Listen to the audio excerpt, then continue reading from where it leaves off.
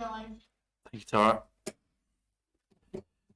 Good evening and welcome to this Strategy and Resources Committee meeting on Thursday, the 6th of January 2022. My name is Councillor Richard Siddle and I am the Chairman of the committee. Before we commence the business of the meeting, there are a few housekeeping issues to run through. Members, the setup of this meeting is designed to mitigate for COVID. Therefore, I'd ask everybody to work within the protocols agreed for member and officer security. We are streaming this meeting live as well as recording, and by present you are giving your permission to be recorded. Members and officers, during each item, please put your hand up to indicate if you wish to speak. I will then invite you at the appropriate time. Please reference a page number or paragraph number when referring to the agenda papers. Keep your contributions as clear and concise as possible and ensure that your microphones remain off when not speaking. Can I draw attention to notice on the agenda papers regarding different levels, and obviously the fire exit is behind me. So moving on to item number 2, which is apologies for absence. Tara, may I have the apologies, please? Thank you, Chairman. Apologies have been received from Councillor Miss White and Councillor Miss Powell. Councillor Powell's apologies is attending as a substitute for Councillor Miss White. Okay. Thank you, Chairman. Thank you, Tara. To move on to the agenda item 3, which is the minutes of the special meeting held on 11th November 2022, found on pages 5 to 32, are approved as a true and accurate record. I so move. Do I have a seconder, please? Councillor Swain. If any member wishes to raise a matter of accuracy, they need to indicate. Councillor Morris. Chrissy. What? Chair, just to say that I am in attendance, please. Thank you very much, Councillor Morris. Chrissy, that is noted. Councillor Stamp. Yes, I have a matter of accuracy, please. Referring to the second paragraph of Chairman's notices, it says quite clearly, referring to recent changes to the leadership of the Councillor Siddle advised he would be resigning as Chairman of Strategy and Resources Committee, commenting on how he had enjoyed his time as the Chairman of this committee. That is inaccurate. I listened to the tape and it actually said he will be resigning, and I think it's really important because one is a past and one is a present tense, and I think it's only accurate that the minutes reflect what you as a chairman said that you would be doing. Thank you. Do I have a seconder, please, for my... Thank you. That's noted. Thank you very much. Moving on. And can I just comment, Chair? Just so you think. A red light. Oh, there you go. Is that on? Yeah. And it's, oh yeah, a red light. I'm waiting for a green light. Why was that? And just to say, Chairman, just so you think I'm not raising my hand inappropriately, I have listened to the tape as well. In fact, I do listen to the tapes of committee meetings. So, yeah, thanks. I know that's accurate. Thanks. That's noted. Thank you very much. Moving on. So any other items of accuracy? Okay, so we move on to item number 4, which is disclosure of interest. And that is disclose the existence and nature of any disposable pecuniary interests or other pecuniary interests or non-pecuniary interests relating to items of business on the agenda having regards to paragraphs 6 to 8, inclusive of the Code of Conduct. Members are reminded that if any matters arise during the agenda, that they may raise a note at that time. Councillor Durham. Yeah, thank you, Chairman. I have a non-pecuniary interest as a member of Essex County Council. I also have a non-pecuniary interest in relation to item 7. My late father-in-law has recently been interred in Maldon Cemetery, and I own a plot where my recently deceased father will go in the fullness of time. Thank you. Okay, thank you. Councillor Channer. Thank you, Chairman. I can't find the item. I had a bit of paper when I left the house, but I can't find my bit of paper. I will declare an interest on a certain item, and it is to do with actually the changing places. We're talking about changing places, funding for public conveniences. Can I declare an interest because it does relate to severely disabled people? I just would like to highlight that not everyone who's severely disabled has a visible disability. Can be hidden. I will declare an interest because of a membership of a charity I'm with that represents people that suffer from conditions that I do, and it is related perhaps to that form of convenience. Thank you. Councillor Stamp. Yes, thank you, Chairman. The same as Councillor Durham. I'm an Essex County Councillor, but there's nothing non-pecuniary. There's nothing on here that I don't think I can vote for or participate in. Thank you very much. So you now move on to agenda item 5, public participation. In accordance with the public speaking protocol, the public for no more than 2 minutes each may express views on the matters of business to be considered. The management of this facility will be within certain time limits at my discretion. So yeah, if I feel that the speaker would like to speak for longer, then I may make that decision. And Mr. Raymond of the Thames Sailing Barge Trust has raised questions. According to the new rules approved by Council, Mr. Raymond will be accessing the meeting via Teams. Mr. Raymond. Yes, good evening, Chairman. Yes, my name is John Raymond from the Thames Sailing Barge Trust, and I'd like to raise a question relating to item 8 on your agenda this evening, discretionary fees and charges 2022/23. The Thames Sailing Barge Trust is a volunteer-run charity owning 2 heritage sailing barges and a Thames lighter moored on Hythe Quay. We understand that the council are proposing to start charging for car parking on Hythe Quay at a rate of £638 per space per annum. For many years, we've received 4 parking spaces included within our mooring fees. We appreciate the significant mooring fee discount recently awarded by Maldon District Council, but if we are to pay for parking, a large chunk of the mooring fee discount will be lost. We earn our income taking the public sailing in the summer months from October to April. We complete the essential maintenance work on our 3 vessels, this being carried out entirely by volunteers.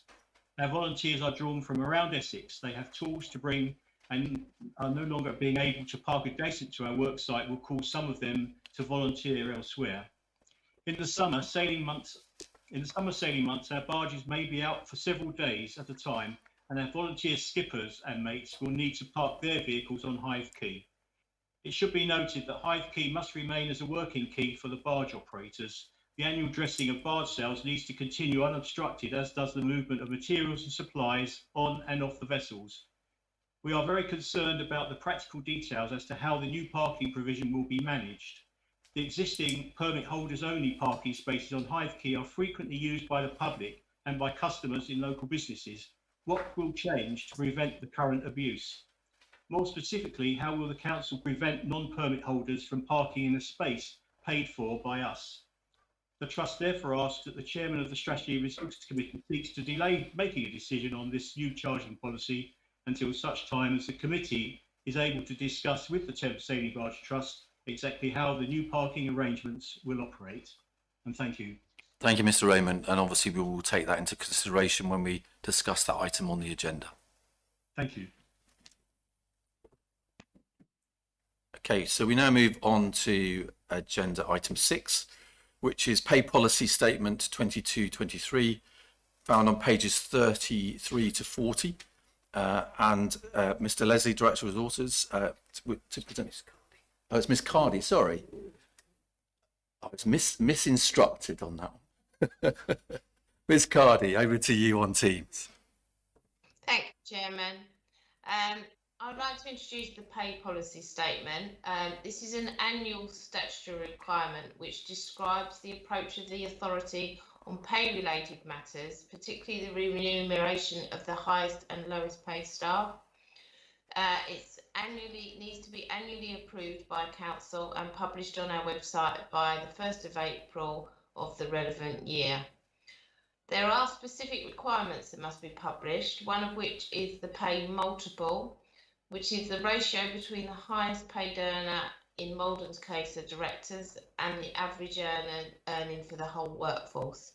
You'll see with the report that in Maldon, the highest paid is 3.7 times the average earnings.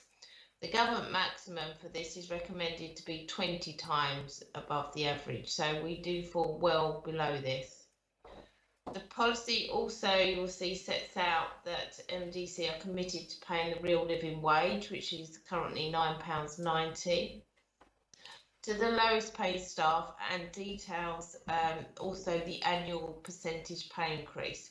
The award for this year and next year have not yet been finalised because it's still subject to ongoing negotiations between the unions and the National Joint Council. The committee are asked to agree this statement ahead of approval at Council and publication on our website. Happy to answer any questions you may have. Okay, thank you, Ms Cardy. So the recommendations are set out in the report, and this is to the council, that the pay policy statement attached at Appendix 1 to this report be adopted for 2022. Do I have a seconder, please? Councillor Swain. Members, do you have any questions? Councillor Channer. Thank you, Chairman. I wonder if I could just ask Miss Cardy. I appreciate this is the pay policy, and I recognise that the job evaluation process, I think, was 2018. It was looked at. Again, I know about the director's remuneration and everything else. I think in previous times, and please correct me if I'm wrong, and it may be it came separately, and we do refer to the pay, the £9.90 and spinal points. Where would we find the list of all the sort of pay that's allocated referring to those spinal points? So we'd see the whole job evaluation sheet, if you like, showing all the relevant grades and everything. I know in the past I've seen something like that, but it's not an appendices here, and I wondered if it should be or if it's kept somewhere differently. Because yeah, sorry, it does refer to sort of pay and things like that and spinal points in part of the, you know, the document. So there was nothing for me to correlate those figures to, or statements to. Ms Cardy, is that something that can be provided to members? It can be, yes, if I take that away and provide it. I think that would be useful. Sorry? Yeah, okay. Thank you, Mr Leslie. Any other questions? Councillor Swain. Yes, I note that Ms Cardy, or the ratio in here is between the top pay and the average earnings figure. Do you have any figure for the ratio between top pay and the lowest full-time earning figure? No, we don't, but that can be calculated if that's of interest to members. Again, if members find that useful, then it could be provided. That'd be useful, Ms Cardy. Yes. Yes. By all means. Well, I would find that Okay. interesting. Yes. Any other questions? Councillor Stamp. Can I ask a maybe silly question? Why is it not performance related? Is pay increases performance related or not? I believe local authorities don't work in that way, do they? None at all. No. So they get paid. Local authorities don't do it. Performance. Thank you, Miss Cardy. Councillor Channer. Subsequent to Councillor question then, can I just understand that? Because there's the spinal points and you've got the pay bands and you can move up. And my understanding is that every officer should have a personal development or something and discuss issues. And therefore, my understanding was if your performance is good, you may go up a band or whatever. And I think there's also discretion that can be given to the directors or whoever, or managers to divorce and stuff. So is that not an element of paid performance? I mean, could someone be left on a band? So it might not be that, you know. But there is no policy for performance-related pay. So yes, that would be in a director's or a manager's gift to say that someone could have a pay rise and within a band area. But the council and local authorities do not have a performance-related pay scheme. It doesn't happen in local authorities. Am I right, Ms Cardy? You are right, yes. We have an appraisal scheme, which I think the member was referring to, and that does monitor performance as well as a range of other things. And if there was an issue with non-performance, then it would be dealt with under the capability process from HR. You are correct in saying that councils don't have performance-based pay. It's something that is being looked at by some councils, but it's traditionally never been something that they adhere to because of the other requirements and the policies in place for councils. You're quite correct in saying that they can be awarded a spinal point at the discretion of members, but it's a very small scale that you can do within a grade, usually 2 or 3 points. And normally to increase your pay, you would need to go for a promotion and a vacant role. Thank you, Ms Cardy. Any other questions? Okay, so the recommendation is to go to full council. Can I have that, agree that, please? Okay, thank you very much. Thank you, Ms Cardy. Thank you. Thank you, that's very helpful. So we now move to agenda item 7, which is financial pressures and growth, found on page 41 to 100.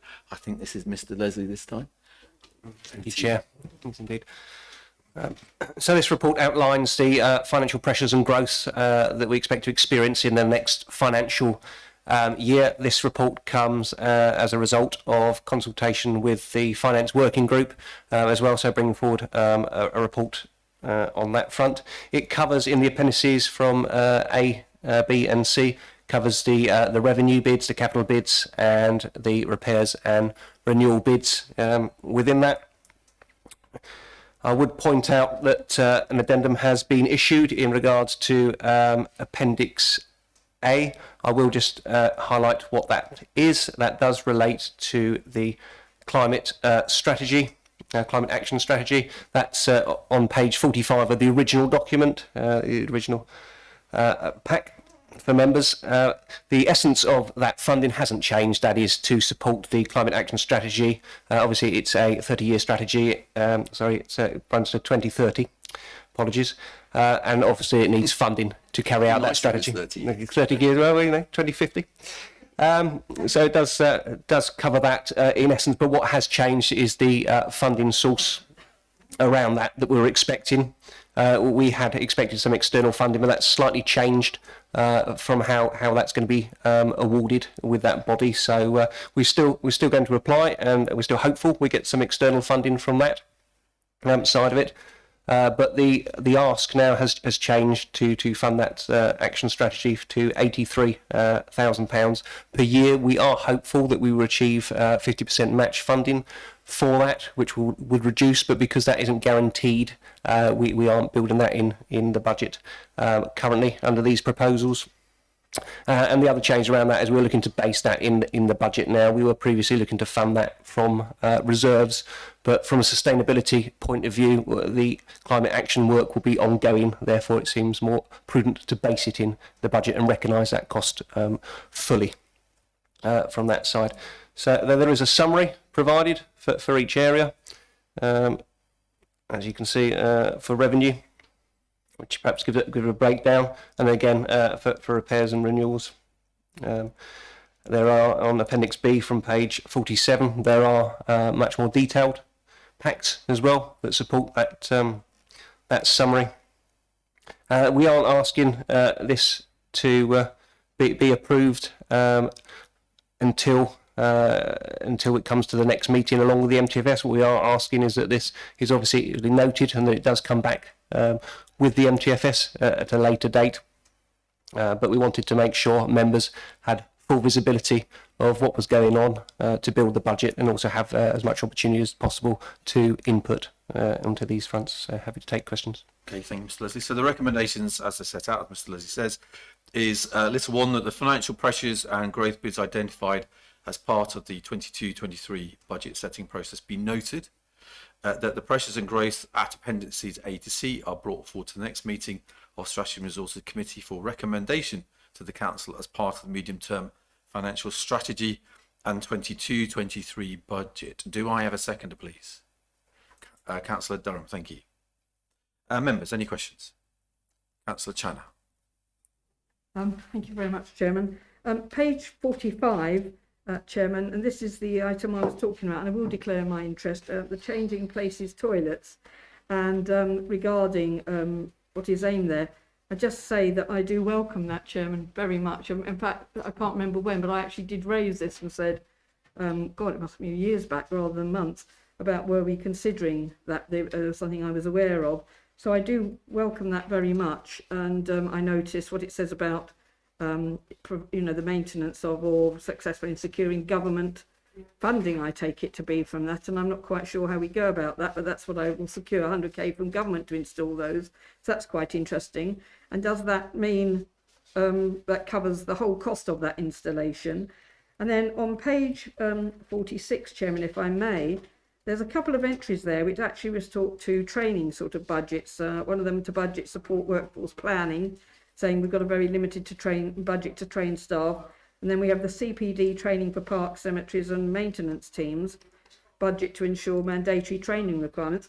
I may be mistaken, it might be a total different training budget stream, but I do recall always we had a members training budget and we also had officers training budget. Was that officers training budget purely for attending, let's say, I don't know, conferences outside of the authority, or was that meant to encompass items such as this before us tonight? So are these an add-on to that training budget I was aware of in the past, most certainly, or was that purely, as I say, just for things outside? I don't know, it might go to a seminar or something to help your personal development. So I just ask those questions, if I may, Chairman. Thank you very much. Mr. Leslie? Thank you. So the change in toilets at 100k would cover all the install costs, etc. The only thing we would have is ongoing maintenance costs, although there's potential that Places Leisure may pick up some of that in the contract and recognising the benefits, but I think it's prudent again that we put in maintenance costs to ensure actually if we put something in we can maintain it. On the training side of it, yes, obviously the members' budget and there's a officers' training budget. What we're finding it wasn't sufficient at the current levels to carry it out all these extra responsibilities. I think we need to recognise these mandatory costs need to be covered. Obviously, we could reduce the training budget by 12k, but then of course we would run into other issues in terms of actually professional development and also keeping the teams up to date and ensuring that everyone's sufficiently skilled from that side. Yes, Councillor Chandler. In that case, then, thank you very much for that detailed answer. Can you tell me what the overall training budget is then for staff? If you're saying there wasn't enough budget within the training budget, and hence why we've now got this coming forward, I would be interested to know the overall training budget for staff and how that may be appropriated.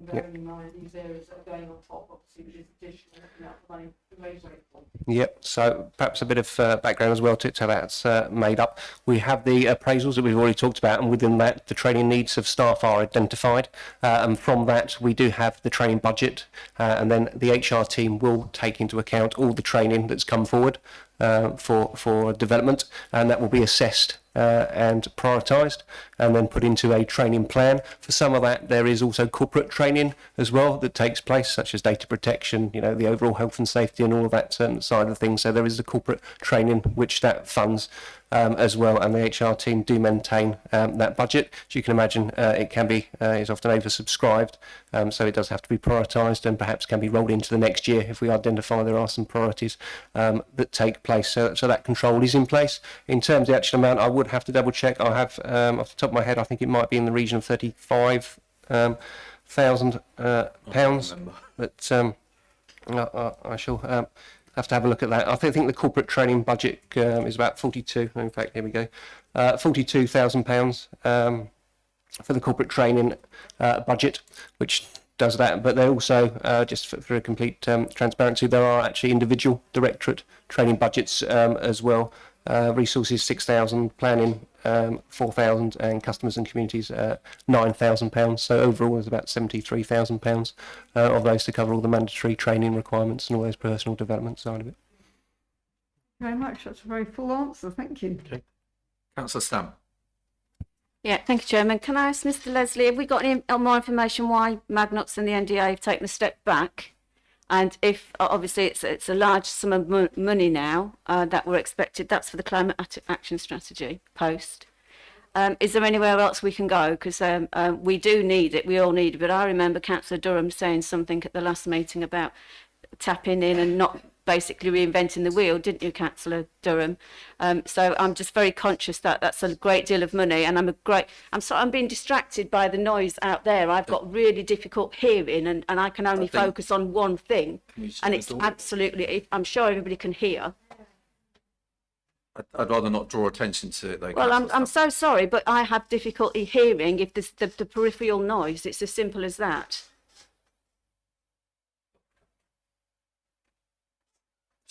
Anyway. I've got bad eyesight and bad hearing. I don't do very well, Chairman, but there you go. It's one of the signs of getting older.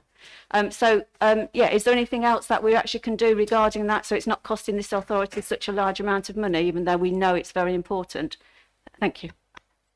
So is that something we could do as shared services with another council, which is the approach that we're now starting to take with particular roles?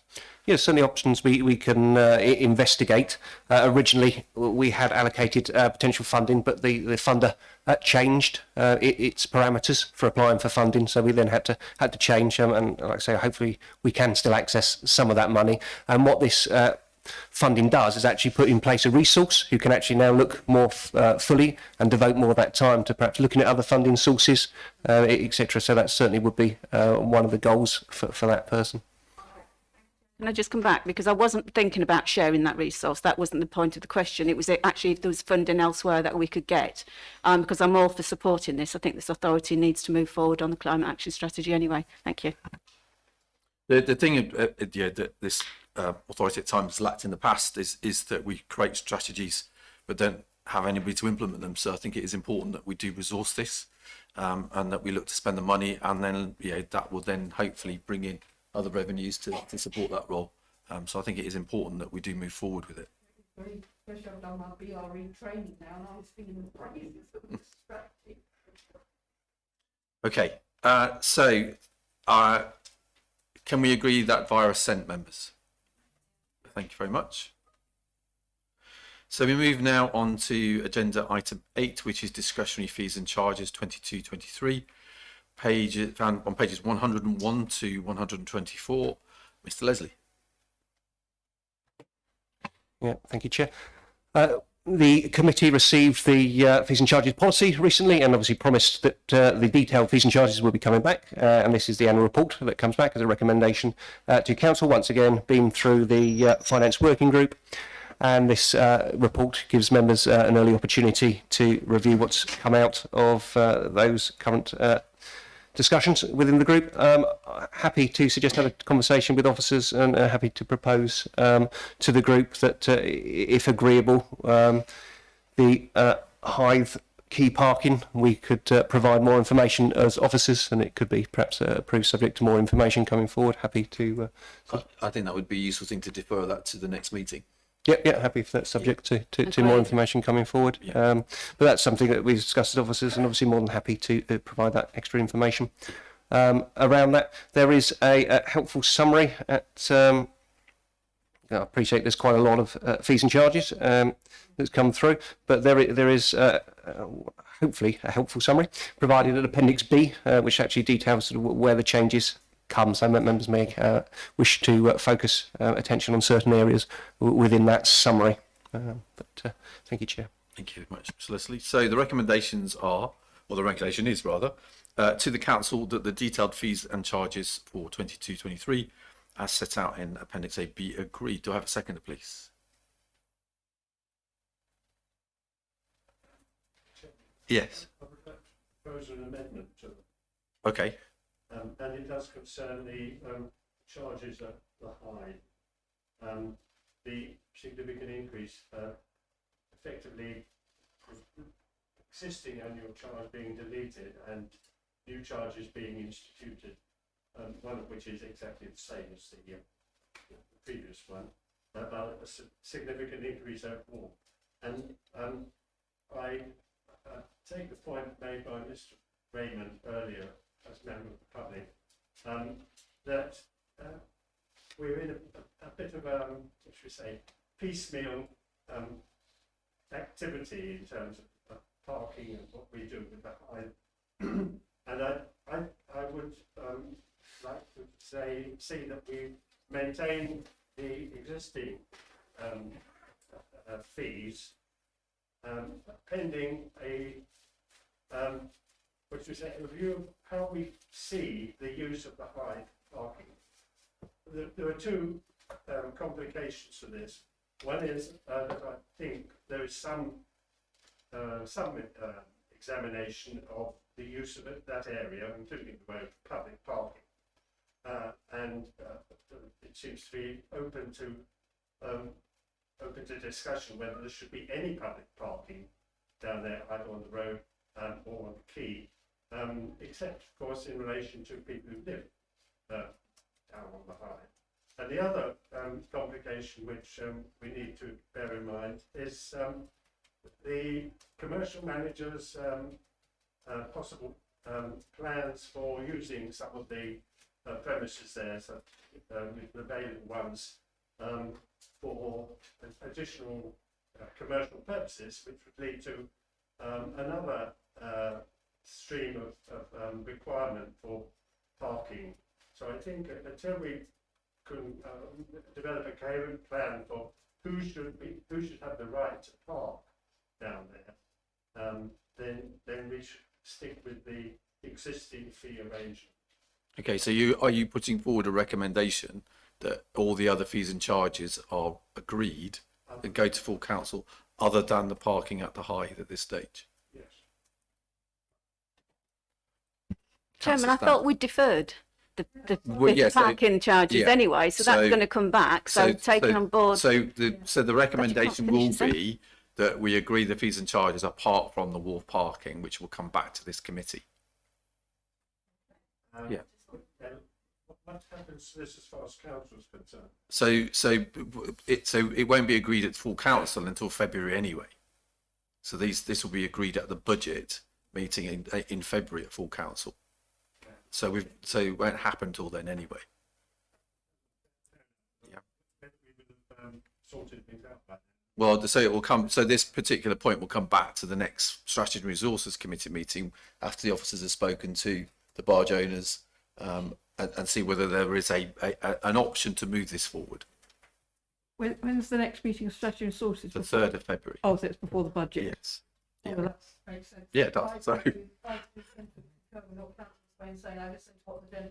yeah. Okay. The whole issue does need looking at. Okay. So we're agreeing that the detailed features and charges are agreed apart from the wharf parking, and that will come back to the committee meeting on the 3rd of February. Okay. Okay. Councillor Channer. Well, if I just ask questions on some of the fees and charges, a lot seem to remain as were, and then there's increases in other areas. And I just noticed regarding the Maldon Promenade Park, we're changing the charging there. In fact, we seem to be changing the hours as we have done elsewhere. Instead of the 2 to 4, we're doing 2 to 5. And so we delete the 2 to 4 hour charge of £6 as I see it. So sorry, am I read? Yeah, that's right, I am right. And then we're having the new charge at £6.50. Are we? Yeah, I think I'm looking at that. And then we've got the all day charge. So have we worked that out proportionally, that, you know, value for money on that, or what we're covering with that? And I just wondered why we're changing the hours to go from 2 to 4 to 2 to 5 hours. Do we find 2 to 4 isn't a sensible time frame when we think 2 to 5 is? Do we feel more people will stay and go for that charge? Just a couple of questions there. And I hope I'm reading it right very quickly. Is she here on? Sorry. Sorry, no, let's carry on, Councillor Channer. Well, no, I'll end it there then. Okay, so, Sorry, you put me off. I put off my train of thought now, never mind. I think, yeah, I was being asked to call Ms. Green, see if she's online, because she may be able to answer those questions. And could I then just ask, I noticed, you know, and I'm all for tourism, so don't get me wrong, that's partly why the Hythe Quay, I'm very interested to have a further consideration of those matters. I think we need to recognise, I'm sure we all do, how important tourism is. But I noticed, unless I've read it wrong, that regarding coaches, you know, I see that we are perhaps not attacking, that's the wrong word, but we're putting onus on perhaps residents who come to the prom park, or visitors from outside, because I know it's a tremendous draw for a lot of people. But actually the coaches, I couldn't see any increment there at all in terms of for coaches. And that may be because it felt it wasn't valid in terms of the tourism. But then regarding resident season tickets, that seemed to change somewhat, quite drastically, if I read that right, underneath resident season ticket and resident season ticket 2 hours per day new charge. Thank you. I think we were bringing them in line with other, to make it similar to other charges in the town, weren't we? Yeah. Is she there? Oh, hello. Could you answer those questions for us? Yes, certainly the changes that are being proposed is to certainly for the visitor permits is to bring them into line with the other car parking charges in the town centre. So we do have different rates of permits. So the intention of this review is to essentially bring those all into line so that we have some consistency across the car parks. So that is the main the main approach. And with regards to the highs, I think there have been a number of questions that have been raised, quite valid questions. And I think that's something we would like to bring a report back to members with, having taken on board sort of a number of the comments that have been made, and bring a separate report back on that. So I think that the hive is one that we did want to return to. Ms. I know when we discussed the car parking at the prom, the long-term season ticket, we were talking about making it a bit cheaper than what it would be in the high street. Is that what's come forward? That should be what's come forward, Chair. Yeah, is, essentially it's really trying to bring them back into line, because there's a very big variance between the car parks in the high street and the prom, and so what we're trying to do is to bring those more into line, and then not to be such a large variation in the cost. Okay, thank you. Councillor Chandler. The coaches. Coaches. I'm not saying they should be. I'm just interested to know. Do we charge for coaches, and is it going up by inflation? Chairman, I believe it is going up by slightly more than inflation. Okay. So there is an increase proposed for the coaches as well. Okay. I think all fees and charges are going up via inflation or an inflationary amount. There are some fees and charges that are going up at a higher rate, but all our fees and charges will be going up by inflation or more. Right, am I reading it wrong then? It looked to me like the coach part was still coach up to 2 hours, 7:30, 20, 21, 22, and £7.30. Am I reading the wrong line? The same, 22, 23. I thought it looked the same to me. That's why I asked the question. I could have read this wrong, because when you're reading these tables, your eyes can go all over the place. It's not going up. No, I mean, just looking at the report there, I think the relevant page is, I've got 111 via the PDF, which I think is the actual, 111 is the back page about middle of the way. Maldon prom, there you've got car, and then under that you've got the coach up to 2 hours, £7.30, and then last year £7.30, and over 2 hours £13.30. So no, there's from the report there on page 111, there's no changes to those particular charges have come through. Okay. In this report. That's my point, just asking the question, because we've made changes regarding residents or visitors, but when you're on the coach, I'm not saying whether there should be increased. I just wanted to understand the rationale in the differences and why we felt perhaps the coach company might not necessarily be subjected to an inflation charge. Okay. No, and that is I think an oversight. So apologies, members, because that should have gone up by the Inflation. inflation increase. Yes. Yeah. So again, we can amend that. Councillor Stamp. Thank you, Chairman. I'm a little bit concerned that we're trying to put one size fits all. Car parks in different areas of the district cannot, in my view, should command the same level of charges, because especially for high turnover in town centres, it's different for when you go to the prom. I just think we're very, very careful that we don't just turn around and say, like, we're going to charge X amount for every car park that we own. I have a bit concern about that. It's a bit late now, but I mean, I actually don't agree with it. Thank you. Okay.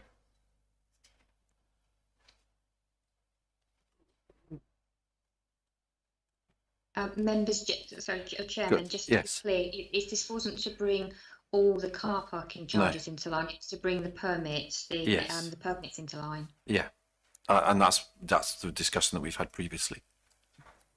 Okay. Chairman, you keep saying you've had a discussion previously. Is it been previous at this, or is it previous meetings? At the finance working group which you attended, Councillor Stamp. I think it's. Please try not to be patronising to I'm me, not being Chairman. patronising. But yes, I think you are. But the thing is, it's important that we discuss it in an open forum. Which That we are doing. Will you please stop interrupting me? It's bad. Are you going to allow Councillor that to be Stamp, said? carry on. Are you going to allow that to be said, Chairman? Carry on, please. That is besmirching my reputation and my husband's. I have attended this council. Chrissy, if you could. Thank you. Councillor Stamp. Can you please stop interrupting me as well when I speak? It's bad if you do not allow people to speak when they actually do want to. I'm elected too. Councillor Morris. Councillor Stamp. No, forget it. And I'm not going to be abused by somebody sitting in a gallery either. Okay. So if we move on then, in terms of the recommendation that this is approved by full council, apart from the car parking at the wharf, which will come back to this meeting on February the 3rd. Can we agree that via assent? And the coach charging will be amended. Yeah. Yeah. Okay. Thank you, Councillor Channon. So move on to agenda item 9, which is supplementary estimates, Virements and procurement exemptions and use of reserves, pages 125 to 128. Mr. Leslie. Thank you, Chair. So this is a regular report that comes forward to comply with our financial regulations. In this report, it just brings forward environment supplementary estimates, exemptions and use of reserves, all to be noted for the committee in accordance with the financial regulations. You see we've had one environment taking place there to allow some health and safety works to be carried out. And we've also had supplementary estimates as well to come forward. In that respect, 4 supplementary estimates as well, also partly to do with health and safety taking place. 3 procurement exemptions as well, and 1 drawdown from the reserves for commercial feasibility. Happy to take questions really on those. Okay, so the recommendations are set out in the report as follows. Please note that in the original report, the paragraph numbers were incorrect. So there has been an amendment sent out on that. So little 1, that the environment as detailed in paragraph 3.3.1 of the report be noted. That supplementary estimates as detailed in paragraph 3.4.1 of the report to be noted. Little 3, that the 3 procurement exemptions as detailed in paragraph 3.5.1 of the report to be noted. And little 4, that the drawdown from reserves as detailed in paragraph 3.6.1 of the report be noted. Do I have a seconder, please? Councillor Swain.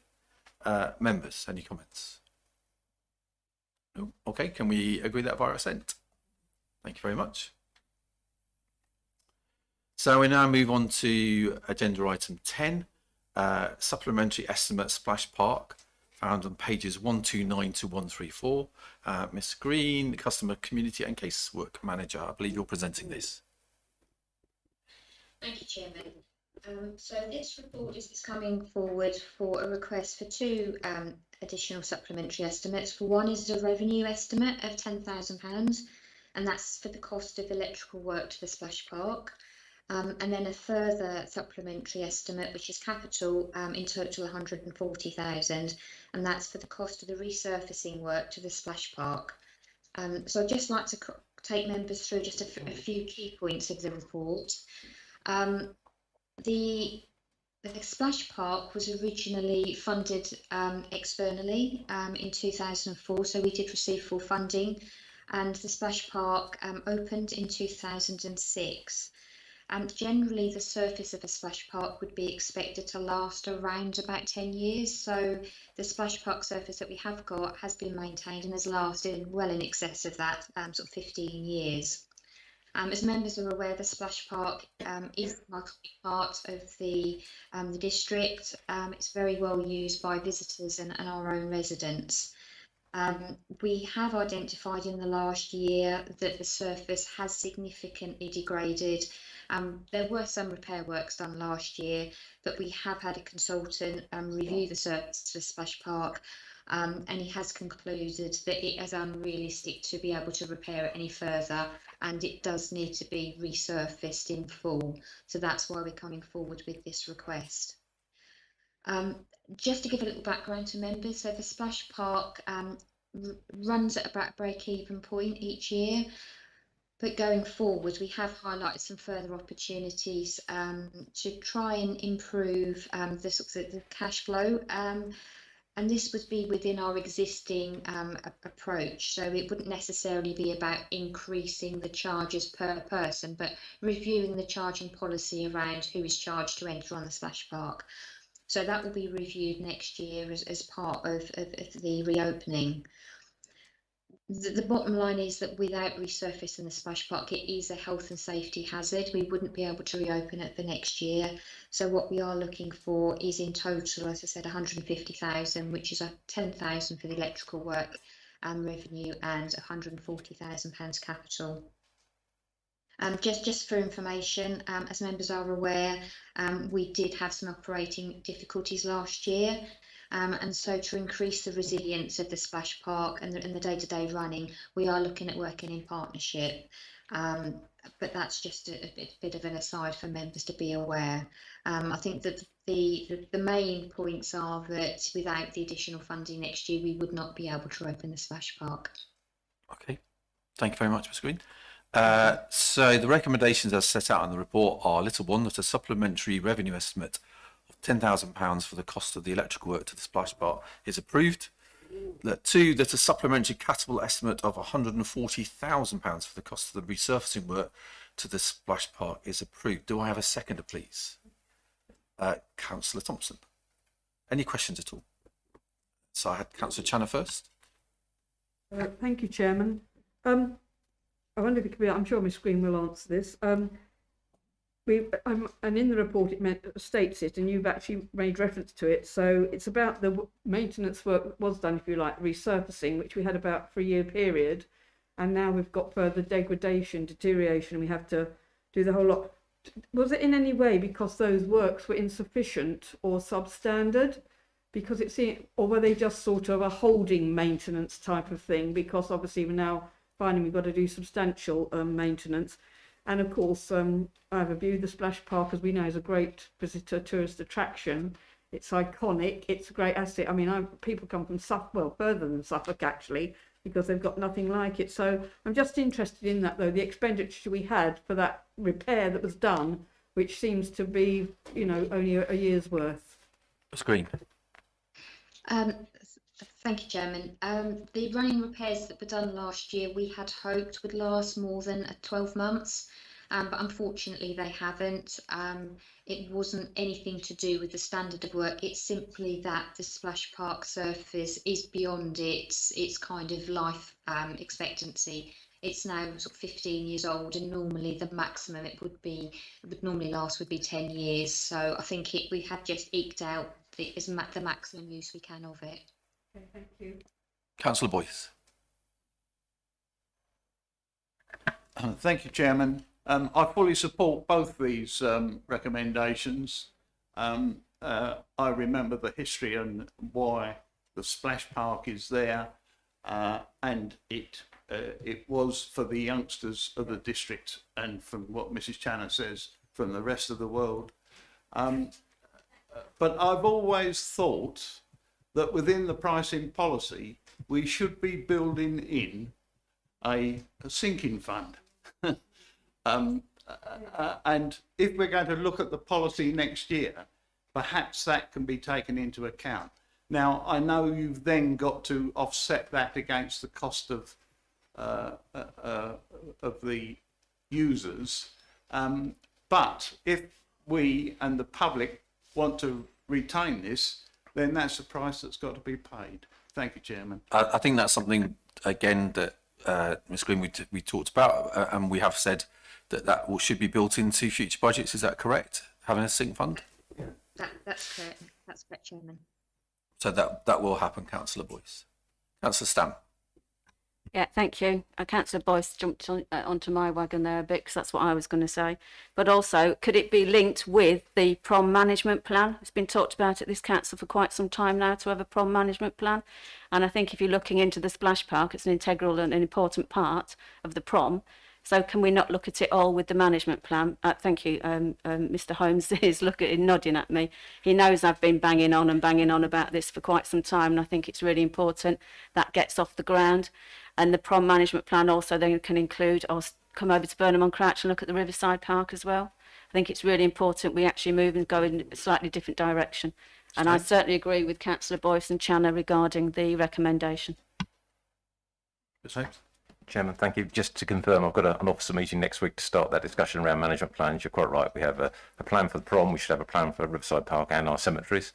We will start with Prom Park because there are a number of the larger activities, but that debate will be happening and we'll take that forward. Okay, thanks. James. Councillor Durham. Yeah, thank you, Chairman. I echo everything that's been said about the value of the splash park. You know, it has been a terrific asset to us in the past, and you know, I think with the benefit of hindsight, the patch-up job we did was probably not the best route we took. It was really just a you know, literally a patch up and, you know, a bit of stuff here, you know, material here and there. You know, I'm a firm believer in, you know, do it right, do it once. And you know, there's obviously a cost implication to that. But as you know, the splash park is also being discussed by the Leisure Contract Working Group, which may assist the profitability of that particular operation. But I totally support this this item. Thank you. Councillor Thompson. Sorry, Councillor Thomas. Councillor Thomas. I'm getting ahead of myself. Thank you, Chairman.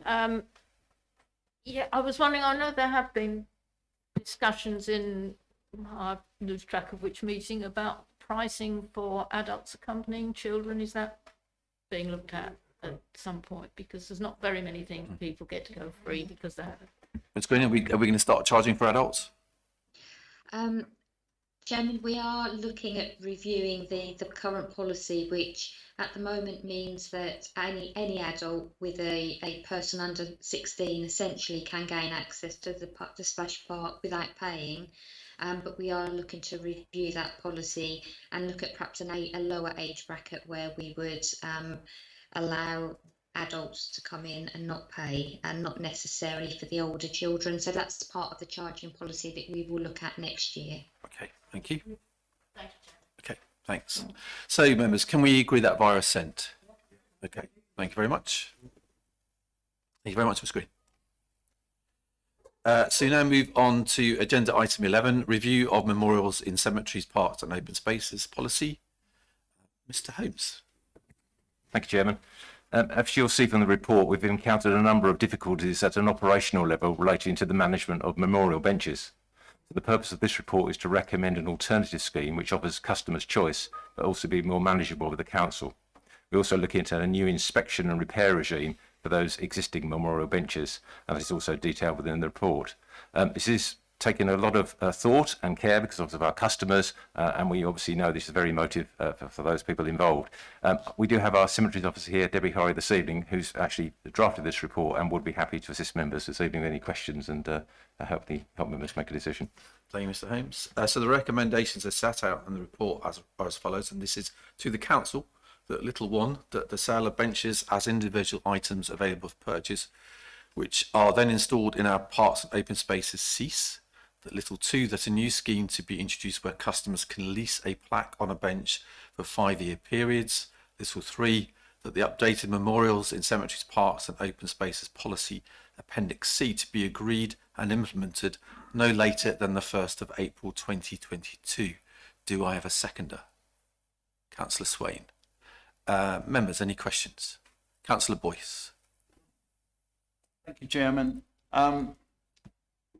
Earlier, we deferred an item, and basically I'm asking that this item be deferred for the same reason the other item was deferred, for consultation with those people that are closely involved with the cemeteries. We have 2 friends groups with the cemeteries, and their information to me is that they haven't had any consultation over this.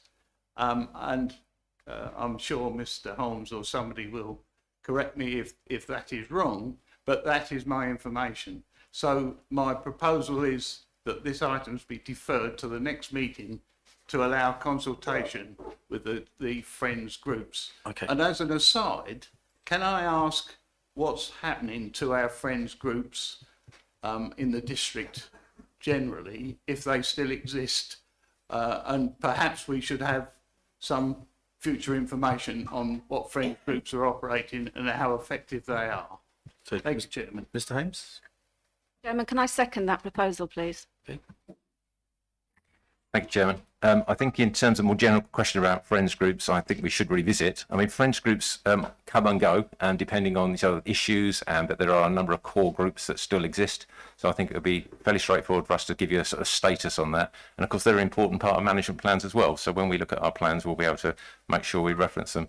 So happy to commit to do that. But I think it would be useful perhaps at this stage if our cemeteries officer could just give a little background about the particularly around the friends groups around cemeteries and obviously the level of consultation she may have undertaken to draft this report. Okay, Mrs. Halsey. Hello. Oh, there you are moving. Certainly, I've been speaking with the Friends of Maldon Cemetery, which is quite a new group, and obviously with the pandemic, it has been difficult to have as much involvement as we would like. I appreciate that there would be interest in both friends groups. It's also important to say that we're not looking to take away anything that anybody already has. This is about introducing a scheme that will work, be consistent moving forward, and working with people who already have benches and the expectations that they have. Okay.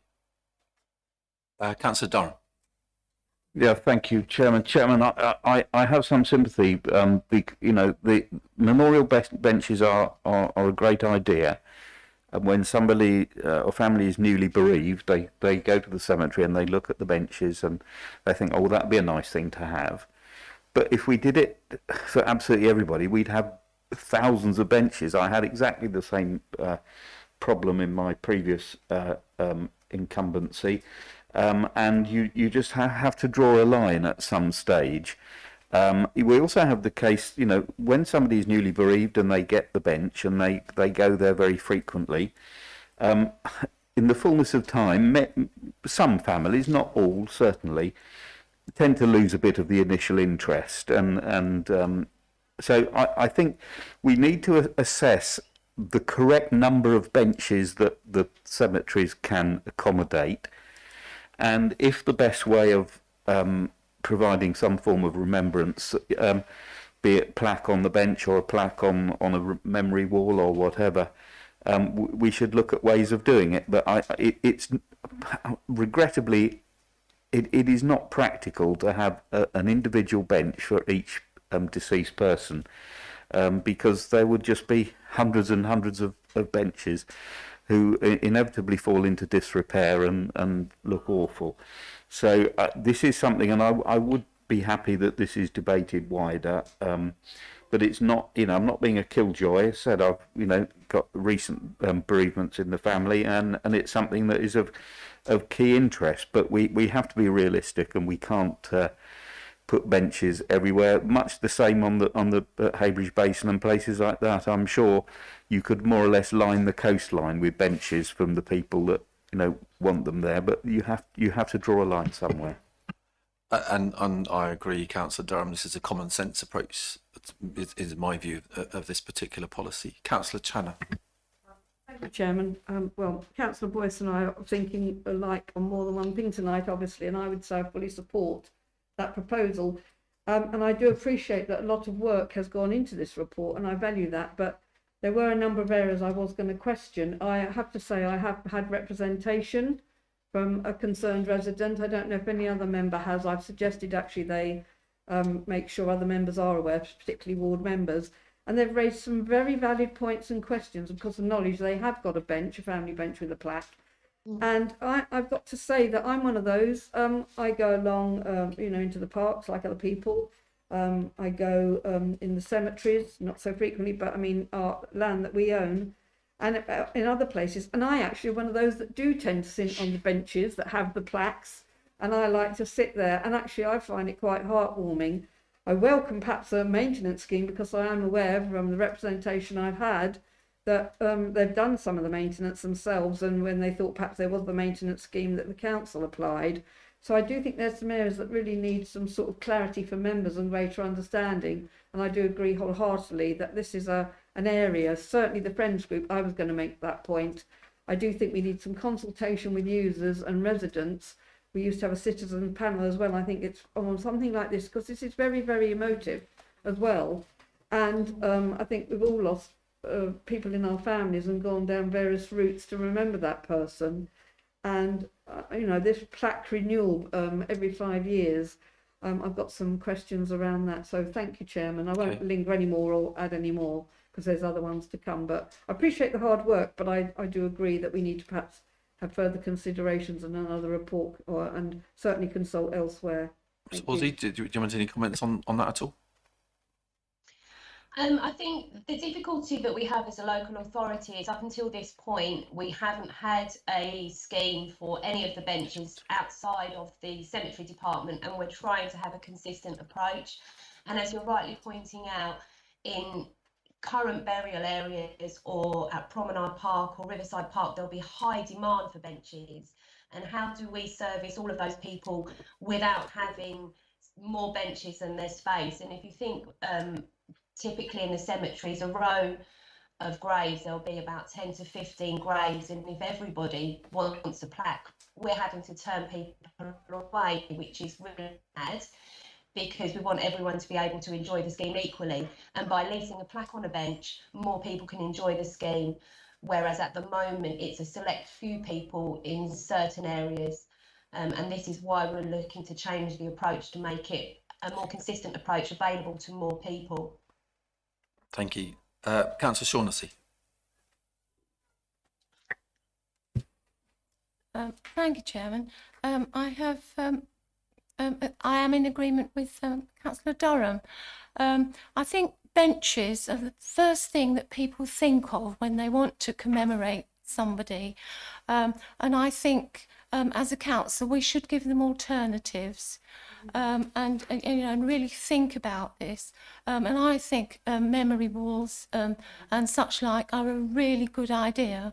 You know, they're used in cities, you know, throughout Europe, that type of thing. So I definitely think that we should give people these alternatives, you know, as opposed to filling the place with benches, which of course, you know, is not possible. So thank you, Chairman. Thank you, Councillor Shaughnessy. I totally agree. Councillor Swain. Yes, thank you, Chairman. Having been involved with setting up a cemetery myself, I'm conscious of the problems involved in such a sensitive area, and of course, particularly when one's trying to change the situation, it's always best to start as you mean to go on. It's obviously important to, advertise this widely, so that everybody is aware of what is being proposed, or that possible changes are afoot. But at the end of the day, there has to be, as I think Councillor Durham was implying, there has to be some control and discipline of the whole situation, and therefore there have to be rules and which people are aware of or made aware of in advance, and this applies to all the aspects of memorials in cemeteries. And that's the difficulty, that in the past they weren't made aware of those things, and people then think that it's their bench when it's not always their bench, which is the issue that we're now trying to resolve. Councillor Hull. With all the trees that we need to be growing at the moment, what about a woodland area somewhere? Is that I think we do have trees planted, don't we, Councillor? We're doing that at the cemetery already. Yes, yes. Yeah, again, that's a sort of proposal that we can look at in terms of things in the future. I think that's what we're saying, aren't we, Chairman? You know, by going to the Friends groups have probably got ideas as well that, with all due respect, we might not have thought of. So I think by having that sort of consultation interaction, there could be other ideas that come forward to assist with. Mr. Holmes. Chairman, I think absolutely we can go back to the friends groups and have the discussion, but I think it's an important sort of principle that what we're trying to do is be more inclusive here. It will give more people an opportunity. Yeah. But it's not the only way people will be able to memorialise. And as I say, there are a number of options, from tree planting and some other ideas that we're bringing forward. But I think to help us, we've got a waiting list. We can't move forward. We can't keep putting benches in. So what we really need to do is change that method. But that doesn't mean that's the only way forward. But if we can move forward with the benches and then keep other ideas going forward, then obviously we can bring that back to members as well. And this is all about moving forward. Councillor Stamp. Yeah, thank you. I take on board what Mr Holmes and Debbie's said, but I think it needs to be done properly as a strategy. We're looking at changing a policy. I can't remember the date. Was it 2017 when it was renewed or looked at previously? I can't remember, so forgive me. But I think it needs to be done as a whole. I don't think it should be piecemeal. I don't think we should be breaking one off and doing the benches now. I think for the sake of speaking to the friends of other cemeteries, I think we actually do need to speak to them. There's nothing wrong with actually looking at, I think the word that Councillor Shaughnessy was referring to, or the possibility was and I've looked it up, a columbarium, which is something which, it's like a wall where you can actually go, and if we're going to put some sort of investment and we're going to have something in the cemeteries, or we have an area, you could do that with some sort of canopy or something that could be closed off so you're not out in the rain, etc., etc. I think we just need to look at this as a bigger piece of work. I don't mean to take loads of Debbie's time up or Richard Holmes's time up, but I don't think it's something we should just. I personally agree with Councillor Boyce. It should be deferred, and I think more work should be done on it. And it could come back. It's not a massive piece of work. I'm sure the other cemetery group would be willing to meet quite urgently. And I think it's a policy that needs to be treated with great sensitivity, and it needs to be done properly and not, headlines, Maldon District Council are going to do this without speaking to anybody. I think it really needs to be handled sensitively. Thank you. Mr Holmes. Chairman, I think there will be time for Debbie to do that piece of consultation with the cemeteries groups and perhaps return this report in February. I do think we need to make a decision because we have that logjam. The customers obviously are needing a service as well. So I think if we can turn it around as quickly as we can, seek the views from the Friends Group and present that to you so you've got that knowledge before you make a decision. That would be possible. Councillor Boyce. Chairman, I haven't got a view one way or the other on this, but I am aware that authorities get into trouble when they make decisions without proper consultation. I don't know what proper consultation in this case is, but I just assumed that as we've got these friends groups and they say they haven't had consultation, although the officer says that there has been some with Maldon. And as an aside, I don't agree with plastic benches.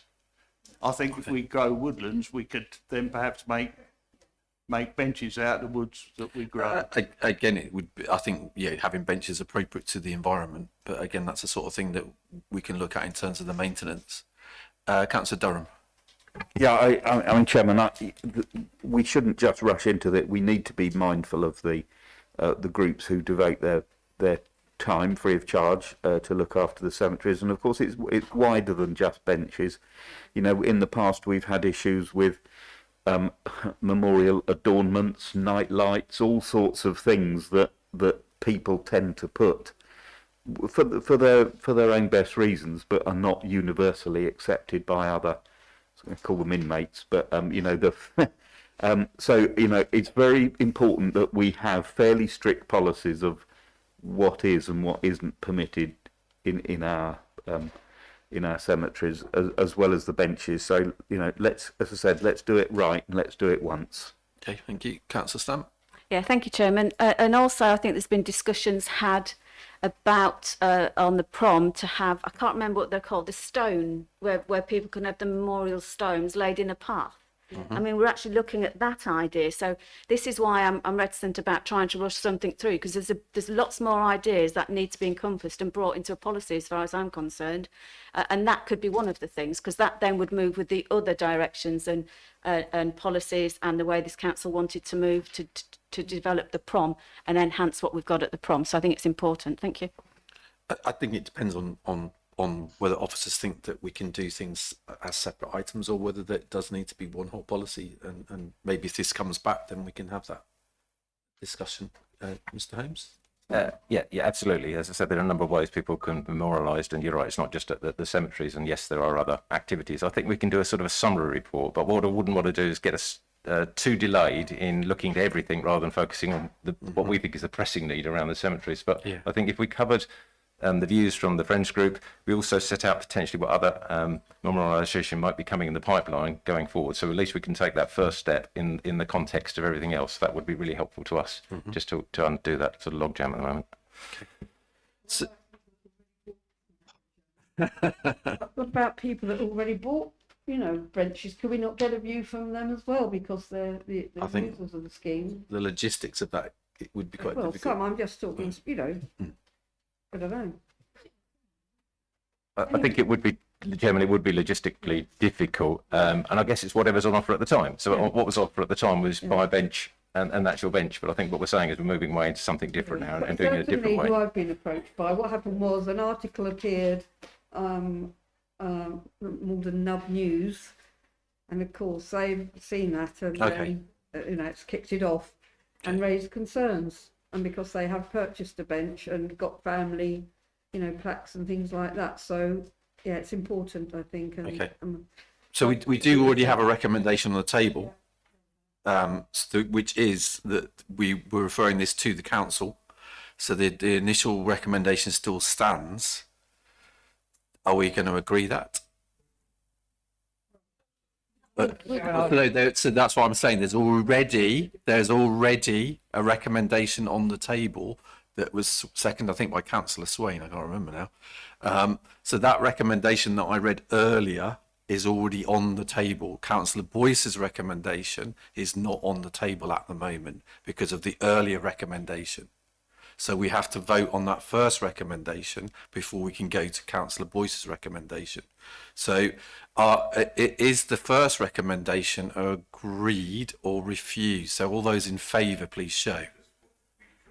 So the first recommendation was to the council that the sale of benches as individual items available for purchase, which are then installed in our parks and open spaces, cease.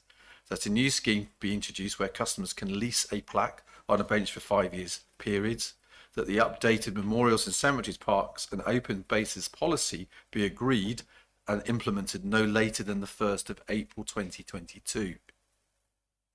So that is the recommendation that is on the table at the moment.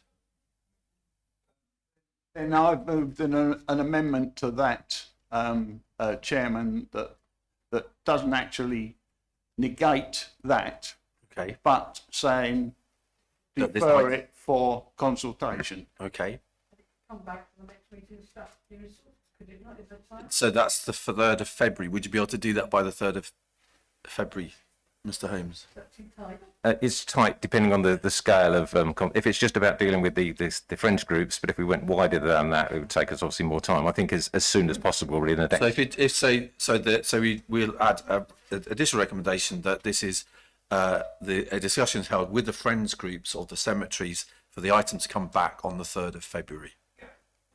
Okay, is that agreed via assent? Okay, and then it will go to full council, hopefully. Yeah. Okay.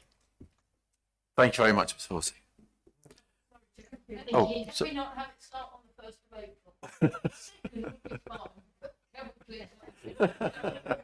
April? well, again, I hope you might put forward a recommendation next time, Councillor Thompson. So we now move on to agenda item 12, to approval to designate the Woodfield Cottages conservation area and adopt the Woodfield Cottages local listed building consent order found on pages 151 to 256. Mr. Howson, Specialist Heritage and Conservation Officer, over to you. Good evening, everyone. Good evening. In September last year, this committee authorised the public consultation on 2 proposed initiatives relating to Woodfield Cottages and Haybridge, this unique Victorian settlement of concrete industrial workers' houses.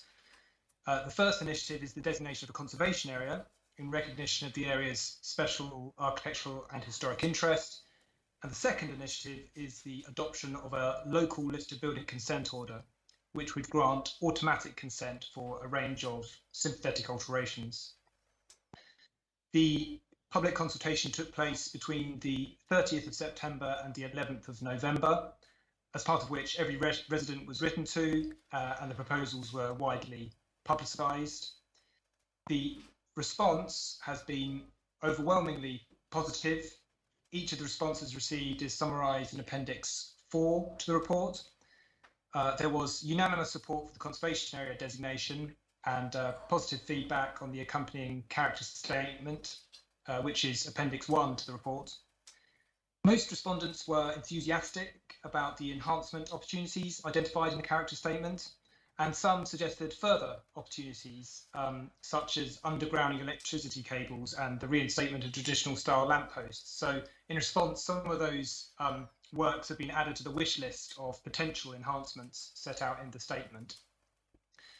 Only one respondent did not support the proposed local listed building consent order, and that was the Victorian Society, who are a charity campaigning for the preservation of Victorian architecture. I think they worried whether the order would be prescriptive enough. However, after this committee report was submitted, Conor Mitchell of the Victorian Society emailed on the 22nd of December confirming his view that, in fact, the order specifications and conditions are clear enough and that he wouldn't have concerns about the listed building consent order being implemented. He explained that initially his comments were based on not wishing to support something that the wider conservation world may have concerns about, but in fact no other conservation bodies have raised any concerns, and indeed Historic England have supported the proposals. So it seems that that lack of support from the Victorian Society initially was stemmed from an abundance of caution rather than any specific aspect of the draft order. And the caution is perhaps understandable, since what we are doing here is quite pioneering. Very few other local authorities in the country have adopted local listed building consent orders, and this would be the first of its type in East Anglia. At the other end of the spectrum, one of the respondents who didn't object to the order in principle did express the view that its terms were perhaps too prescriptive and that it should be broadened to include other types of work, such as solar panels on the buildings. But it's important to remember that the order won't be imposing any restrictions. It will be taking restrictions away, but only for specific types of alteration which we are confident will preserve or enhance the special interest of the buildings. Alterations which would potentially harm the character of the buildings, such as solar panels, are best dealt with on a case-by-case basis through the usual listed building consent process. And of course, depending on the success of the order, the council might consider broadening the terms of it in the future, if that was considered appropriate. If the committee agrees to designate the conservation area and adopt the local listed building consent order, then obviously all owners and interested parties will be written to again, along with the required legal notices, and details will be posted on the NDC website. Okay. Yeah. Thank you very much, Mr. Howson.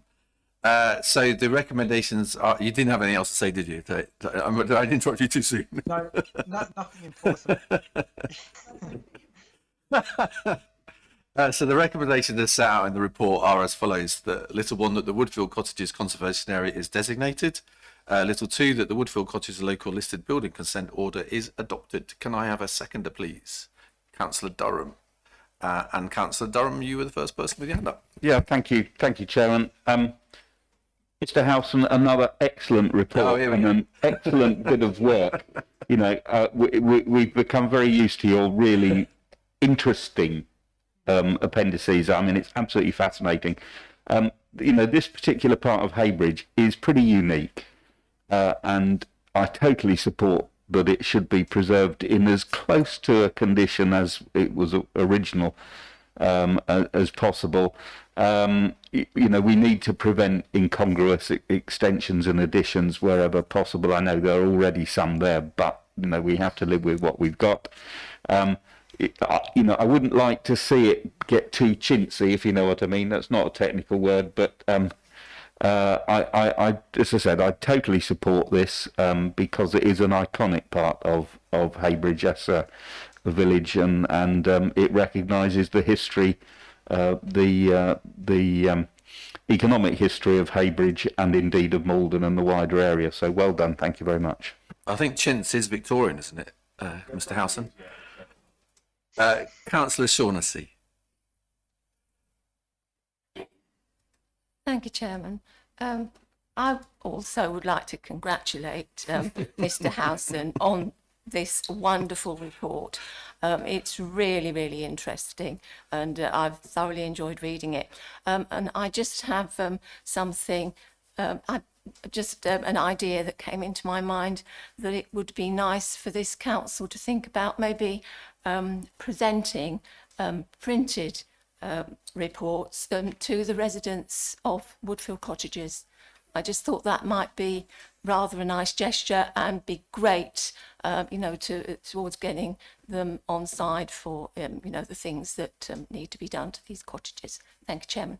Thank you, Councillor Shawnee. Mr. Howson, has material been presented to the owners? Yes, it has, but my intention was to print hard copies of the conservation area document to and to hand deliver them to the owners, as well as emailing them digital copies. Does that fit our climate change policy? Well, there's only 41 cottages. Councillor Channon.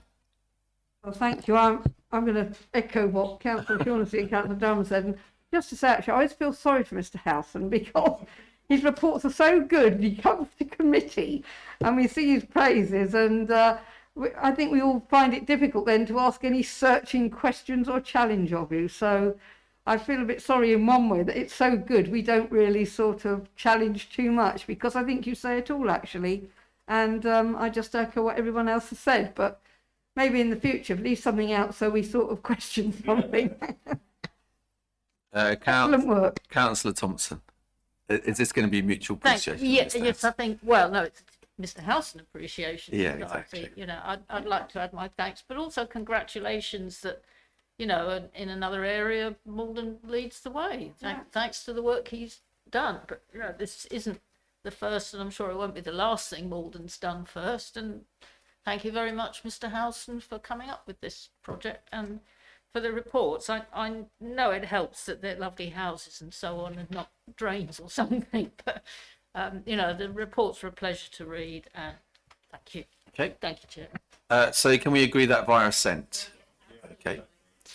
So Mr. House, if you stay online, because you're next again, aren't you? Oh, sorry, Councillor Swain. Yeah, sorry. A clarification of the point from sorry, I did see your Howson. Yes, when you mention improvements, in some cases they may be paid for by the residents, but for general improvements such as the street lighting and so on, do you foresee most of this being funded by grants from various sources? Well, I've got a meeting with Historic England later this month, because we should be able to apply for a conservation area partnership scheme, and it's something I've been discussing with Historic England informally, but we can't really explore the parameters of it fully until we're designated a conservation area. So assuming you approve the conservation area tonight, I have a meeting with Historic England later this month to discuss what they might consider grant funding towards, and that may include public realm improvements, as well as work to individual properties. Okay, so I go back to the recommendation. Can we agree that via assent, members? Okay, thank you very much. So we now move on to item number 3, which is the approval of the Maldon District Heritage at Risk Register 2022, found on pages 267 to 320. Mr. Howson. Yes, well, this report seeks approval to publish the Maldon District Heritage at Risk Register 2022, a draft of which is appended to the item. The document is an inventory of each of the historic buildings in the district currently regarded as at risk of deterioration or loss. The primary aim of the register is simply to highlight the plight of these buildings to current owners and local communities and encourage their immediate care and future conservation. The first few pages of the document illustrate examples of recent repair work to neglected buildings across the district. And while there are quite a lot of historic buildings in the district that are in a vulnerable position, 34 sites identified in total, there are encouraging efforts by passionate locals to rescue some of these buildings. Burnham on Crouch resident John Boyce has just set up a heritage company and assembled a team of volunteers to rescue the King's Wharf jetty, which is an important historic feature of Burnham's waterfront and features on the front page of the draft register. Similarly, the RAF Bradwell Bay Preservation Group hopes to recruit a volunteer workforce and seek grant assistance for the restoration of the 1930s Bombing Range Observation Tower, which is a structure near St Peter's Chapel in Bradwell-on-Sea. The Stow-Maries Great War Aerodrome Trust and their army of volunteers have been continuing their good work, recently applying a bespoke lime slurry coat to protect the brickwork of the extremely rare buildings which survive on that site. A real local heritage champion, the roofer Rob Deering, recently repaired the leaking valley at Heybridge Basin Chapel, completely free of charge and out of love for the building. And I believe the newly formed Heybridge Basin Parish Council is exploring what it can do to help bring that building back into use. Major repair work funded by Historic England has hugely improved the condition and prospects of Creeksea Place, one of the most important Elizabethan mansions in Essex, a building which has been on the at-risk register since 1993, by far the longest suffering historic building in the district. And that important recent work won this year's Conservation Design Awards.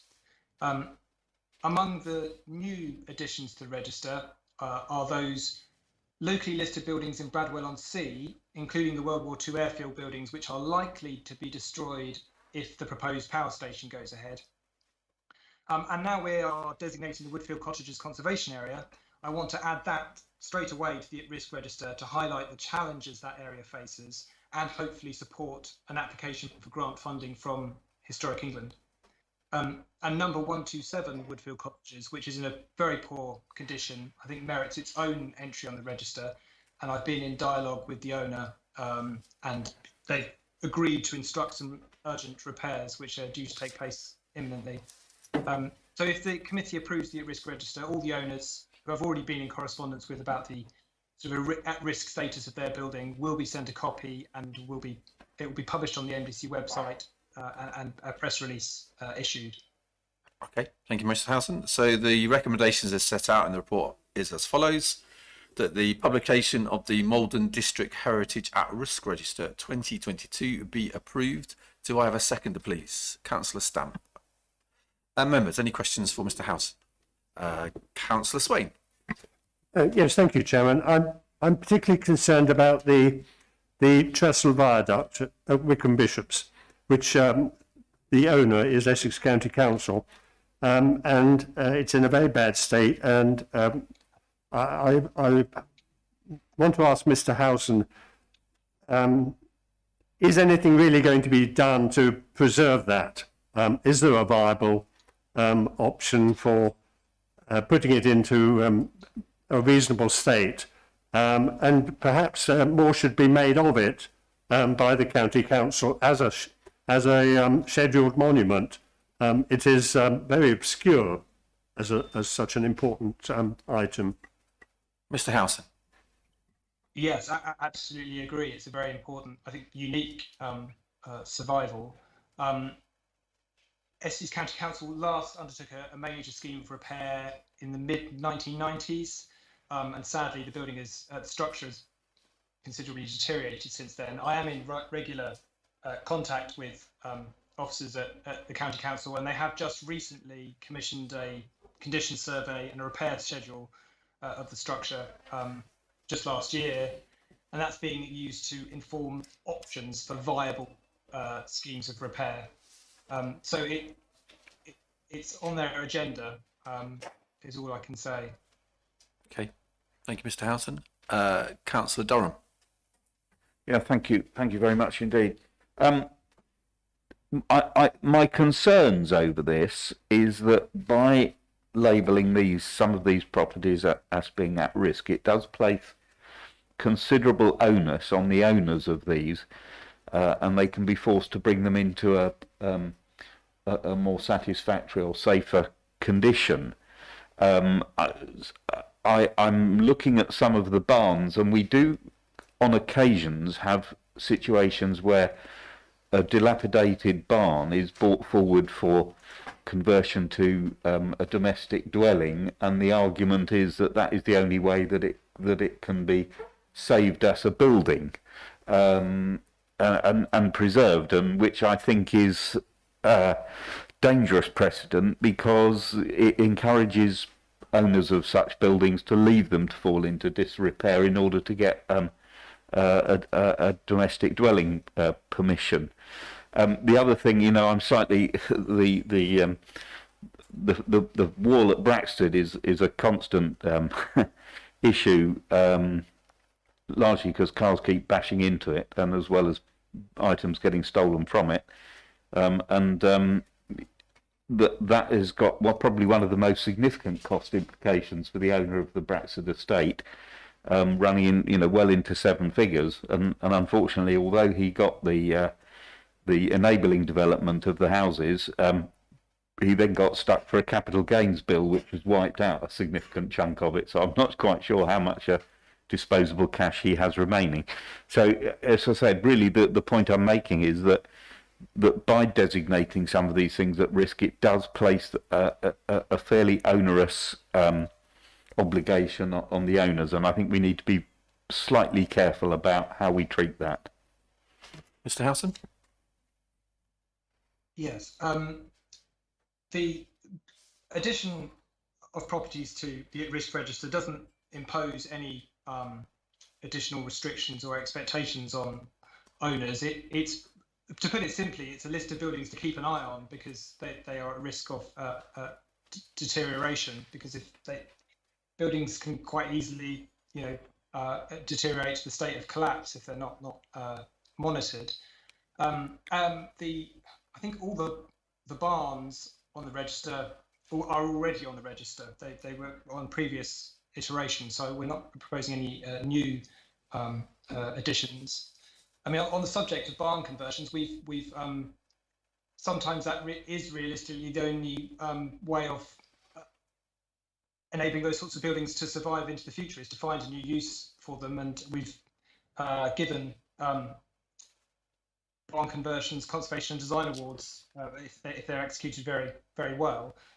The Braxted Park wall, they have made significant progress because of the enabling development, and they have retained the employment of a permanent skilled bricklayer there, who's doing extremely good work.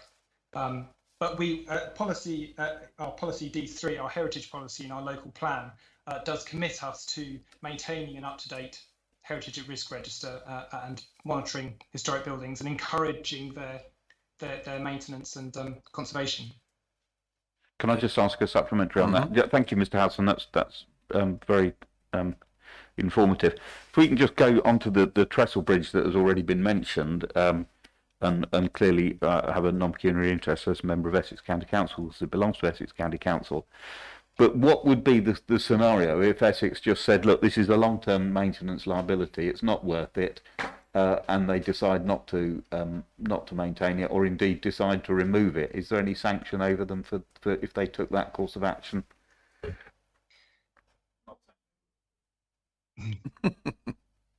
The building is a scheduled monument, so it has a high level of protection, and they can't do anything with it without permission from Historic England. For those more highly graded buildings, they tend to be eligible for grant assistance from Historic England, so it could be that they benefit from that. I mean, the local authority does have powers of enforcement to arrest deterioration, though those are always a last resort, and we try to resolve these sorts of issues through negotiation and gentle encouragement. Okay. Not sure if that answers the question. Yeah, thank you very much. Councillor Stamp. Sorry, Chairman, I think I was napping a bit there, waiting. I'm really pleased to see that Burnham on Crouch has made it. Makes a nice change. We don't seem to get notified very much or acknowledged much at the moment. And I'm really, Mr. Holmes are going to hate me, but the chapel's on there. And you see, he's not even looking at me. He's not engaging with me, which is a shame. And I'm really interested to actually see that, and in all seriousness, jokes aside, We know there is an issue with the roof, and I don't know if there's anything that can be seen as a little bit of a priority to get the roof mended, because it is in a beautiful location. The gates are absolutely stunning, and I think it could be looked at to be brought back into use rather than it fall into more decay. Now, I think Mr. Holmes will be I'll be picking him up off his chair, because he knows that I was a supporter of maybe letting it go to a folly. But I don't think it's in that much of disrepair, and I think we could actually do something. And now the district is growing, especially Burnham-on-Crouch, I don't see why we can't have some investment over there and look at actually replacing or repairing the roof tiles, and then maybe having a long-term project to actually put it back into some sort of use. We've been talking about cemeteries earlier. Why can't we use it? People are going to continue sadly passing away. It is going to continue the growth, and it is a cemetery I think we need to be looking after. But I think the report, I'm going to join the bandwagon, Mr. Howson, and say thank you very much. It's a lovely, excellent report yet again. Mr. Holmes, do you want to? Thank you, Chairman. Yes, happy to do that review again of the Burnham Cemetery. It has been a problem in terms of maintenance for a number of years. It does need a purpose or an alternative use. So I think we'll work with Mr. Houghton to look at some options around that, and that can come back to this committee. Okay. Councillor Channer. Thank you, Chairman. I just wanted to comment, really, if I may. Very good report, as usual, but specifically about 3 Black Lion Cottages. Which is in Hawthorne. I live in Hawthorne, actually, and we're in the same road, but it's some substantial way from where I am. And actually, the work done on there, I think the photographs actually too show what can be done if you've got people who really are engaged and want to improve things and do some refurbishment works. I think it's tinged with sadness. I'm sure Mr. Howson will correct me if I've got this incorrect, but I'm led to understand, unfortunately, since this photograph was taken, one of the gentlemen involved has sadly, I believe, I hope I've got it right, passed away. I hope I haven't, but I do believe that's, I think that's quite sad, although it must be lovely before he did so to see the result of the work that's been engaged here. Regarding Councillor Durham's points and the points Mr. Howson did answer regarding old barns and dilapidation and what it could lead to in dangerous precedents, in no way am I going to predetermine myself here, but many years ago at South East, we did have a dilapidated barn come forward, which officers wanted to refuse permission for to turn into residence, and the committee on which I sat, and I was one of them, we argued about it. We said, actually, it was the one way of keeping that barn, you know, surviving, having a use. We did give permission, and I have to say it's a wonderful residence now. It saved the barn. Okay, Councillor Channer, I think we're going off at a tangent here. Oh, right, no, I was going to the point about what Councillor Durham said and what Mr. Howson then said about the barns. Councillor Durham. I understand that. However, I think we need to stick to the report. Said, actually, it's a way that you can. I was just highlighting the point. Thank you. That I've seen it actually happen in real life through a planning committee. Point and noted. It's now wonderful. That barn was saved and is now a wonderful residence. Thank you, Councillor Channer. Councillor Stamp. Yeah, I'm sorry, I forgot to mention Bradwell and C and the control tower. I'm really pleased that that's on there now, and I'm not sure if there is, regarding obviously what may happen in the future, but can that be safeguarded through you, Chairman, to Mr. Howson? Can that be safeguarded and not be sold and knocked down? Mr. Howson. The bombing range observation tower is in private ownership, but the Bradwell Bay Preservation Group have had a meeting with the owner, and he seems quite amenable to it being repaired. So fingers crossed. But if the government decide to build a power station, I don't think. Well, the bombing range observation tower is this timber frame structure by St. Peter's Chapel. Yeah. So you could, that should be all right then. Chairman, I was on about the control tower. The control tower. Oh, the control tower. Yeah. Well, that's if the power station goes ahead. Yeah, that faces loss. That's why I added that to the at-risk register. Yeah. Because it faces destruction. Yeah. Okay. Thank you, Mr. Howson. Chairman, can I just say that would be a great shame? Okay. So thank you, Mr. Howson. So can we agree that via assent, members? Yeah. Thank you very much. Thank you, Mr. Howson. So now move on to agenda item 14. Oh, sorry. Yeah.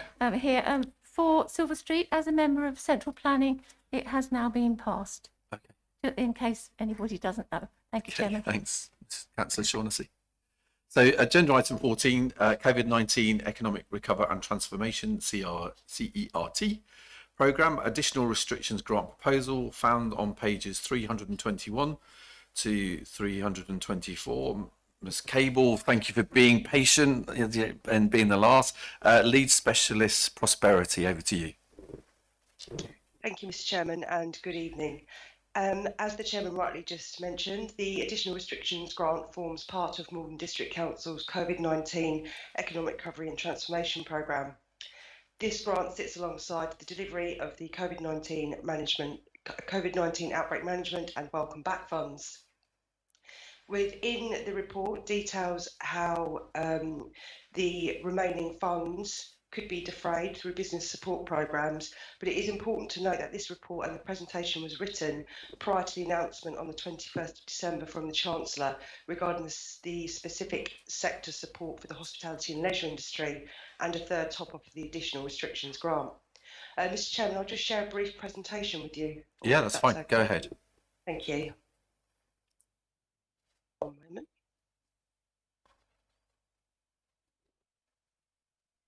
Thank you. So the business support programmes that are being proposed are a social enterprise seed and sector growth fund, which would look at the economic sustainability and growth of social enterprises, essentially those which support the community and community benefits. And we'd look to work with a project partner to deliver this programme so they can ascertain longevity to their organisation and in turn support economic growth and recovery within the district. And secondary to that programme would be a fund targeting all sectors, which would support recovery and future resilience and again contribute to the economic recovery of the wider district. An extension to the current Keep It Local programme, which is funded by Magnox, which would support businesses through one-to-one bespoke training and advice and also provide a 12-month promotional programme for them. 2 business support surgeries are being tabled, one in Maldon and one for Burnham and Crouch.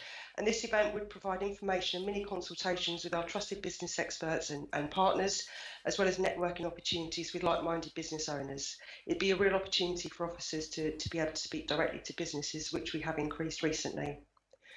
We know the pandemic has had a detrimental effect on people's well-being and mental health.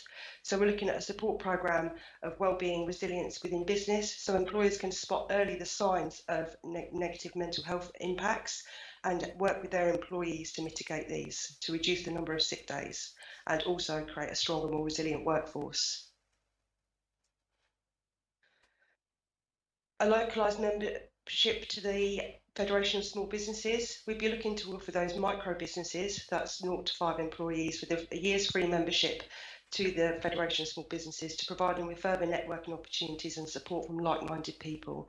And for SME businesses, which would be 5 to 249, we'd look to subsidise that and not provide a completely free membership. Access to Grant Finder. We've been using Grant Finder to support community businesses and other teams within the local authority to identify some of those unknown grant funding opportunities. The central government ones are often well known, but there are some smaller, more localised funding opportunities that people may not be aware of, and we can promote those via our communication channels to the local business community. And business navigation services. We would look to enhance the offering that is currently being taken up through the North Essex Economic Board for businesses to be able to easily identify relevant programmes, initiative or other funding streams currently on offer to support them to access that. And that would also bolster our business engagement efforts. A Visit Essex membership would be a sector-specific programme for the tourism businesses, whereby they'd be able to access national, local and regional campaigns through Visit Essex, whereby if they're not a member, unfortunately they can't participate in those specific campaigns. They'd also be able to speak to sector-specific advice and guidance and take part in the excellent training opportunities that are available through Visit Essex. The sensory guide to Maldon District would be the first of its kind in England, we understand, and it would support sensory awareness training for businesses and produce a subsequent guide This would assist businesses to understand the sensory loss and impairment issues that their services can be tailored to meet customers' needs. As already has been highlighted tonight, not all disabilities are visible. And we'd also be looking to commission some additional place photography, which would support the local development plan, employment sites, and assist to promote businesses and develop the investment prospectus. I'll stop sharing my screen now. Thank you, Ms. Cable. So I would just like to say before I move on how valuable I think your contribution is to Maldon District Council, and the amount of work that you've done in the short period of time that you've been here has been fantastic. And again, your reports are always extremely good and well put together. So thank you very much. So the recommendations as set out on the report are: little one, that members approve the deferral approach for the remaining additional resources restrictions grant funding, and endorse the business support schemes set out in section 3.6 below. That the Director of Service Delivery be given delegated authority in consultation with the Chairman of Strategy and Resources Committee to approve schemes for the remaining additional restriction grants to ensure deferral can be targeted to changing business needs and restrictions. Do I have a seconder? Councillor Swain. Councillor Durham. Chairman, as is required, I need to declare a non-pecuniary interest because Ms Cable has mentioned Visit Essex, and I'm chairman of Visit Essex. And again, yes, thank you very much. Hi, Leander. Welcome to Maldon. And Leander was actually a board member of Visit Essex when she was an officer at Braintree, and was is sorely missed on the board of Visit Essex. But yes, an excellent report. Thank you very much. Okay, thank you. Councillor Channon. Thank you, Chairman. Thank you, Chairman. I agree with the recommendations, and I appreciate the work that has been done. And Leander, I've had conversations with Leander since she's been here, and found that enlightening. What I would be interested in, there's any way, bearing in mind how the grants will be appropriated, because I'd be interested to know regarding my ward, if there's any businesses that do benefit from that in my ward. Is there a way that could be, when members could be informed of how the grant's been appropriated, and to see if businesses in our wards have benefited? I'd be quite interested to know. I think that might be useful. However, I think that might take up too much time of Ms Cable's time, and I'd rather her be focused on delivering the grants personally. But Ms Cable, do you think that would be something you could do? I mean, I'm just assuming there could be a long list where we get the money. Ms Cable answer the question? I'd like to assure all members that access to the programmes and any grant funding is available for the entire district. In terms of understanding that data, I'd need to speak to colleagues to see if this work could be done. I have been asked in my previous role, would this be possible? And it is quite a lengthy process, and we have to be conscious, obviously, of GDPR as well, particularly if it's a particularly small ward. The businesses could be identifiable, or particular persons may be identifiable. Okay, thanks, Ms Cable. Any other questions? No? Okay. So can we agree that via assent, members? Okay. Thank you very much, Ms Cable. Thank you. So we now move on to agenda item 15 even. Any items of business that the chairman of the committee decides are urgent, and there are none. Therefore, I draw this meeting to a close at 21:18. As the meeting is now closed, members are advised to please leave the meeting promptly using the door behind me. Thank you very much.